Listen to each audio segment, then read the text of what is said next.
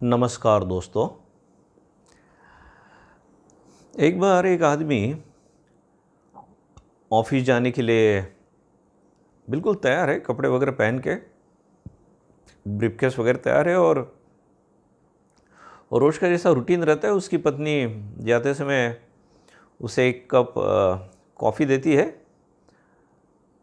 तो जस्ट अभी वो कॉफ़ी लेगा, उसी समय अब सवेरे ना सबकी दौड़ धूप रहती है कि पत्नी को भी ऑफिस जाना है और बेटी को भी स्कूल के लिए बस पकड़नी है। तो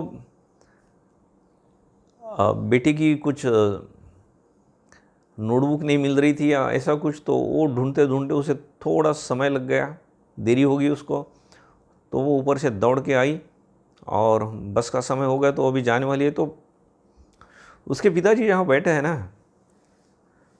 तो मेज पर कॉफ़ी का कप है, उसको एक धक्का लग जाता है। सत्यानाश! वो कॉफ़ी सब वो पिताजी के कपड़ों पे गिर जाती है और वो तो ऐसा गर्म हो जाता है ना, वो अपने बेटी को बहुत डांटते हैं।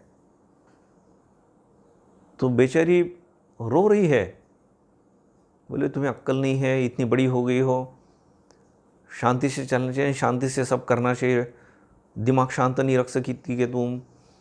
और पत्नी को भी डांटते हैं कि बोले उसकी नोटबुक नहीं मिल रही थी, ये नहीं मिल रहा था, सब तैयारी पहले ही करके रखनी चाहिए तुमने। अब पत्नी थोड़ी सी शांत है, शायद एक दो थोड़ा उलट बोल भी देती है। अब इसको और गुस्सा आ जाता है और इधर तो ये बेटी भी भैं शुरू कर दिया बेचारी ने, छोटी है तो तो बोले चलो ये सब साफ करो तुम, मैं अपने भाई कपड़े चेंज करता हूँ।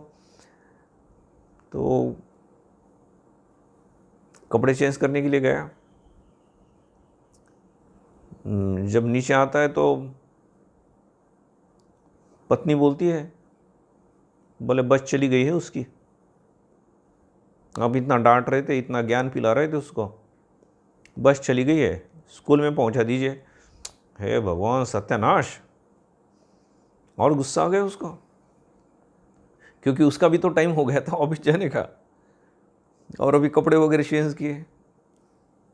अच्छा, पत्नी को नहीं बोल सकता कि तुम लेके जाओ, जब पत्नी का ऑफिस दूसरी तरफ है, वो बेचारी अपनी स्कूटर लेके निकलने वाली है और निकल ही गई। आप बाप बेटी देख लेना।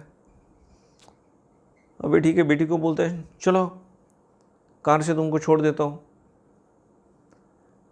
अब इसका ऑफिस है साउथ में, इसकी स्कूल है नॉर्थ में और दूर है स्कूल, इसलिए वे बड़ी तेज़ी से, और उधर एक मीटिंग है ऑफिस में, इम्पोर्टेंट मीटिंग है ना, सब एक साथ आ जाता है। तो बड़ी तेज़ी से गाड़ी चला रहा है, डरना मत है, एक्सीडेंट वगैरह नहीं हुआ, लेकिन वो जो स्पीड मर्यादा रहती है ना, एक कैमरा ने ले ही लिया उनका फ़ोटो।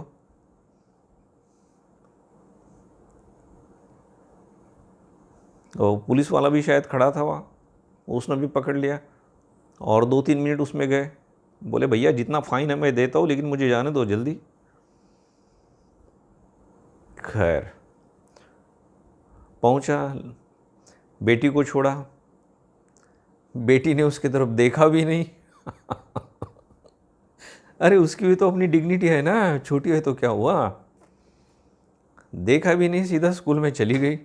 इसको तो और गुस्सा आया, अरे मैं इसको छोड़ने के लिए यहाँ तक आया हूँ और थैंक यू भी नहीं बोला, बाय बाय भी नहीं किया, क्या संस्कार दे रही है इसकी माँ। अब भाई तुम क्या कर रहे हो।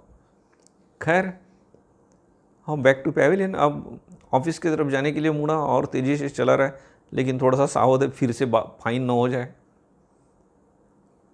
खैर ऑफिस में पहुंचता है तो लेट हो जाता है, मीटिंग के लिए सब इसका इंतज़ार कर रहे हैं, बॉस भी डांट देता है। You see this is law of Karma, आपने भी तो अपनी बेटी को इतना डांटा था ना, तो बॉस ने आपको डांटा तो क्या हुआ। खैर मीटिंग वगैरह हो गई, तो अब सबके सामने बॉस ने डांटा, सबके सामने अगर बॉस ने डांटा है तो इसको अच्छा थोड़ी लगेगा ना, और तो पूरा दिन उसका खराब गया। तो शाम को घर गया। अच्छा, घर जाने के बाद क्या आपको क्या लगता है, बेटी और उसकी पत्नी रेड कारपेट डाल के उसका स्वागत कर रही होंगी? नहीं, उसको क्या बोलते हैं, असहयोग आंदोलन, है ना। दोनों बात नहीं कर रहे, चुपचाप खा लिया, उसके सामने रख दिया बीवी ने थाली। अब ज़्यादा बीवी को बोल भी नहीं सकता, पत्नी को, उसको मालूम है कि वो कुछ देर तक शांत रह सकती है, बाद में उसको संभालना फिर बड़ा मुश्किल जाएगा। ठीक है, इधर बेटी और माँ तो अच्छी सी बात करके उनकी एक टीम बन गई है। खैर जाके बेचारा बोले क्या दिन निकला ना आज, एक एक दिन ऐसा रहता है। खैर अब एक प्रश्न का उत्तर दीजिए, तो आज की जो सिचुएशन हुई है और इसका जो दिन खराब गया, सो उसके लिए जिम्मेदार कौन था? वो कॉफ़ी,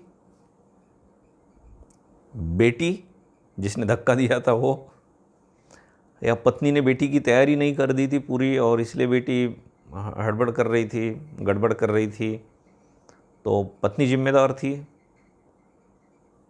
या फिर वो पुलिस वाला जिसने फ़ाइन किया वो जिम्मेदार था? या बॉस जिसने उसको डांट दिया सबके सामने वो जिम्मेदार था? या फिर ये आदमी स्वयं? तो मुझे तो ऐसे ही लग रहा है कि ये आदमी, अब ये सब परिस्थितियां हैं ना, वो कुछ हद तक जिम्मेदार थी, लेकिन सबसे ज़्यादा जिम्मेदार ये आदमी था। तो हम बोल सकते कि हमारे आजू बाजू की जो परिस्थितियां रहती है ना, ऐसा ही रहता है हमारे जीवन में भी। तो ये जो परिस्थितियां रहती है ना, तो 10% रिस्पॉन्सिबल, 90% हम खुद रिस्पॉन्सिबल रहते हैं मैक्सिमम केसेस में। बड़ी सिंपल सी बात हो सकती थी, ये अगर रिएक्ट नहीं करता, हाँ ठीक है, बेटी का धक्का लग गया कॉफ़ी को, कॉफ़ी इसके शर्ट पे पैंट पे गिर गई, अब जस्ट 5 सेकंड महत्व के थे, 10 सेकंड महत्व के थे, वो अगर वहाँ रिएक्ट न करके बेटी को बोलता, बेटी थोड़ा सा शांति से करो।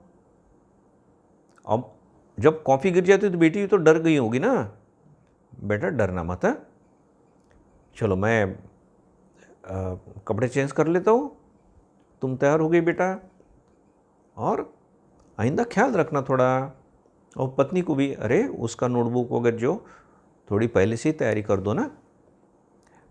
तो पत्नी भी बोलती है हाँ ठीक है, मैं कल से ध्यान रखूँगी, और वो भी बोलेगी हाँ पापा मैं भी ध्यान रखूँगी। और जब तक वो कपड़े चेंज करके आता, देख सकता था खिड़की में से बेटी बस में बैठ रही है, बाय बाय पापा ऐसा कर रही है, उसका समय नहीं जाता, पत्नी बड़े प्यार से निकल जाती वहाँ से, ये 5 मिनट पहले ही पहुँच जाता ऑफिस में, बड़ा अच्छा दिन जाता। हाँ, जो पुलिस ने फ़ाइन किया वो भी नहीं होता, बॉस भी नहीं डांटता। तो ये सब 5-10 सेकंड का जो हुआ ना, जो रिएक्ट हुआ, तो उसकी वजह से सब प्रॉब्लम है। ऐसी कितनी सारी समस्याएं हमारे जीवन में, परिस्थितियां आती है। ट्रैफिक में जा रहे, किसी ने कुछ गड़बड़ किया, ओके वो बेवकूफ़ है, लेकिन आप बड़ा बेवकूफ़ क्यों बन रहे? वो तो 10% है, लेकिन 90% अभी आपके ऊपर डिपेंड है, आप कितना शांत रह सकते हैं। आपकी फ्लाइट लेट हो गई, तो जो हवाई सुंदरी है उसके ऊपर क्यों भड़क रहे हैं आप? अब भड़कने से क्या आपकी फ्लाइट जल्दी आने वाली, क्या जल्दी पहुंचने वाली है? भाई शांति से रहिए, कुछ अच्छी किताब है तो वो पढ़िए, आजू बाजू के प्रवासी उनके तरफ देखिए, अच्छा सैंडविच है तो वो खाइए, आंख बंद कर दीजिए, जब ध्यान कीजिए, चिंतन कीजिए। तो 90% जीवन हमारे हाथ में है, 10% हमारे जीवन में जो हो रहा है ना, तो 10% लगभग बाहर की परिस्थितियाँ जिम्मेदार रहती है, बाकी 90% हम खुद रिस्पॉन्सिबल रहते हैं। तो इसके ऊपर आप सोचिए, ऐसी कितनी सारी घटनाएं हमारे जीवन में होती है। तो ये 90% 10% का फार्मूला याद रखिए। तो ये वीडियो अगर आपको अच्छा लगता है तो दूसरे के साथ शेयर कीजिए, सब्सक्राइब कीजिए, तो दूसरों का भी कल्याण हो और आप लोगों को भी नए नए ऐसे ही वीडियो मिलते रहे। आप सब लोगों के लिए मैं प्रार्थना करता हूँ। धन्यवाद।